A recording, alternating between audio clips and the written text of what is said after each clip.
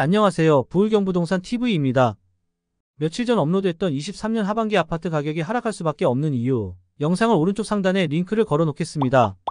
해당 영상을 보시지 않은 구독자님께서는 해당 영상과 본 영상을 함께 시청해 주시면 내용이 잘 연결이 될 것입니다.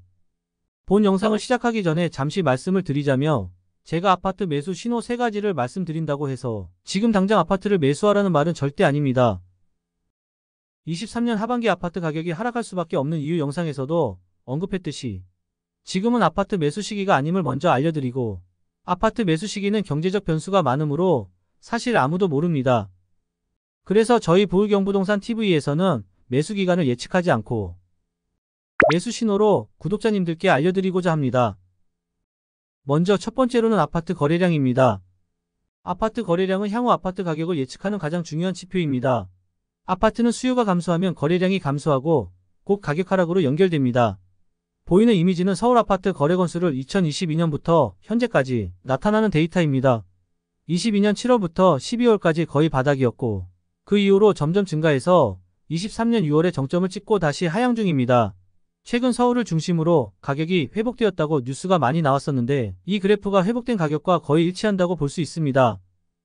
거래량은 앞으로 더 떨어질 거라 예측이 되고, 매수 시점은 가격은 떨어지는데 거래량은 증가하기 시작하면 이 시점이 가격이 바닥일 확률이 높으니 이 시점을 잘 찾아낼 수 있다며 좋은 가격의 아파트를 매수할 수 있는 기회가 됩니다.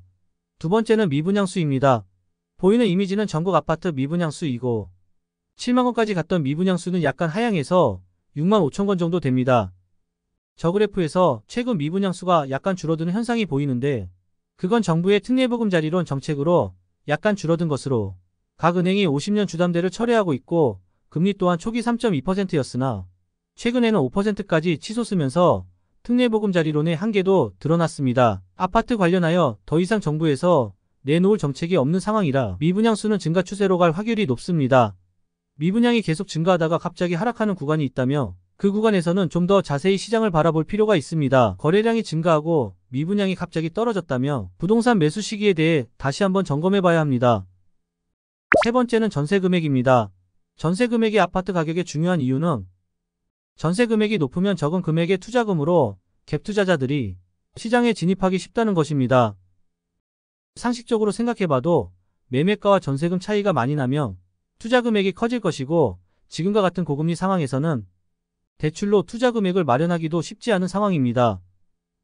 결국 전세 금액이 상승을 하면 갭 투자자들이 움직이기 시작할 것이고, 그러면 아파트 가격은 또 상승을 할 것입니다. 그래서 전세 금액 추이를 잘 지켜보는 것도 중요합니다. 지금까지 아파트 매수 신호 3가지에 대해서 살펴보았습니다.